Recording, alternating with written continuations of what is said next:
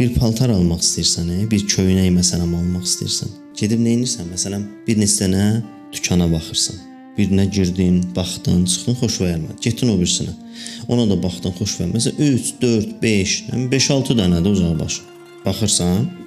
Axır hansındasa bəyəndin. Mümkündür Allah həmin insana ruzi verməlidir həmin günü. Sənin əlindən verir.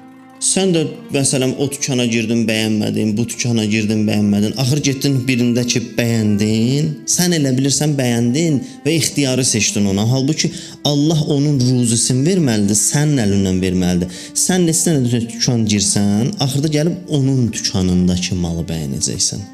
Çünki onun ruzisi bu gün sənin əlindən gəlməlidir. Sən getməlisən o dükana və ondan almalısan.